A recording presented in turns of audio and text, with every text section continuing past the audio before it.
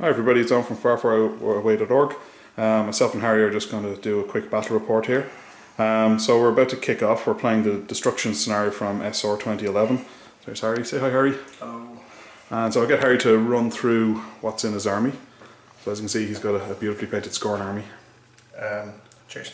So we got a Void Spirit, Titan Gladiator, Max Praetorian Swordsman with the UA, Painkillers, Orin Midwinter, Mordikaar, Bronzeback Titan, Cataphract Archer main unit, and a proxy in for another Void Spirit. Cool. As you can see there, the points that I'll need to destroy over there on Harry's side of the board, and here are the ones that he needs to get at for me. My army's led by Saeryn. I have an Angelius, a Ravagore, a Rake, and also a Shredder. The Gobbers are there to provide a bit of concealing cloud effect for her. There are two Spell Martyrs, and there's a full unit then of Warmongers, and then I have the solo War Chief in there as well, and a Shepherd just for a little bit of fury management if I need it. And that's it, so I'll check back with you after turn one. Okay, so I got to go first, so I just pushed everyone fairly aggressively forward. As when you see Harry's army, you'll see he did more or less the same. I cast one spell, so I just put Banishing Ward down onto the Warmongers. And that was it. I was meant to put Respawn onto the Angelius, but I was just slightly out of range. I just got my order of activation wrong there. And I put a cloud down from the Gobbers. On Harry's side of things, it all started with Mordikaar. He feated, he put Banishing Ward onto the Cataphracts, and he put Hollow onto the Praetorians. So they're standing there basically goading me to kill them. With his feet up, they have +3 defense and they have Poltergeist, which means if I miss, Harry may push me back D3 inches, which is pretty nasty. Okay, so the end of turn 2. I managed to do a little bit of damage to one of the controls on my turn, but I don't think I'm going to be winning on scenario now. As you can see, the Ravagore that put that damage onto that control point is after being swamped a little bit by a Void Spirit and some of the Cataphracts.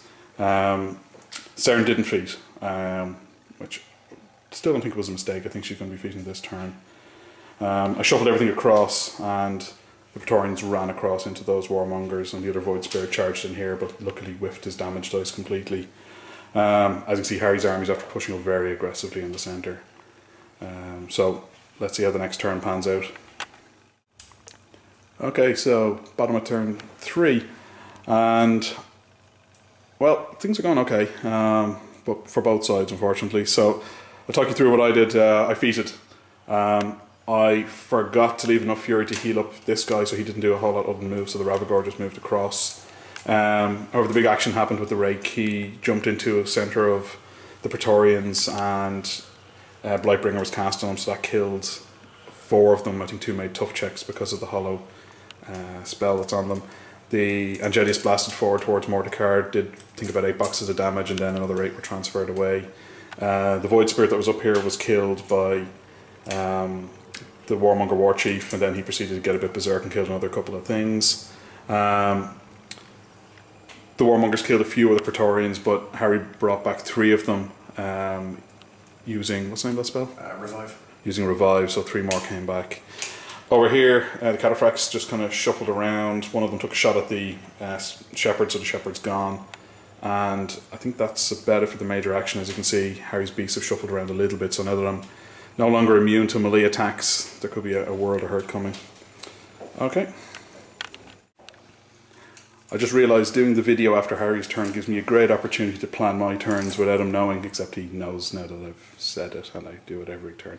Anyway, so on my turn, the Angelius did a little bit more damage onto Mordikaar, who's probably down to 2 or 3 boxes. Just the one.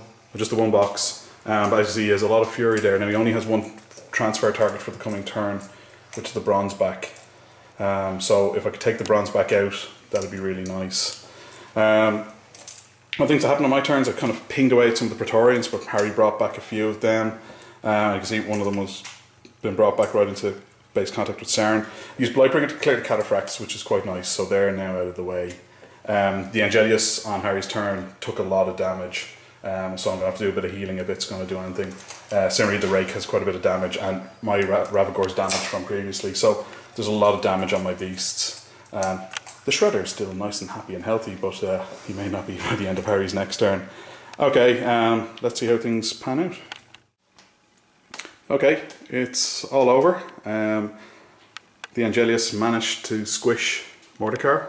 As you can see, he's got 4 Fury sitting on them there. So the reason the Angelius was able to do that is that one, Saeryn healed him up and healed up the Rake just in case.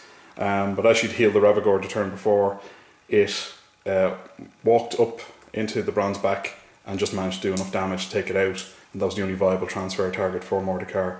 The Shredder had moved up to kill the Void Spirit that was in melee with the Ravagor to allow it to do that without suffering free strike, because a free strike really would have hurt it because it only had a single box in a couple of its arcs. Other than that, bit of movement on the Warmongers just to kill a few things, but you know, the Angelius, as I said, is the guy who did what counted in the end. Alright, thanks for watching everybody. Harry, do you have any parting comments? Other than your dice suck. I'm gonna have to maybe retire some dice, but other than that, it was a good game. Yeah, it was good. I mean, Harry rolled a total of 6 on boosted dice at least 3 or 4 times in that game, at times when it mattered. So anyway, that's the end of everything, and thanks for watching.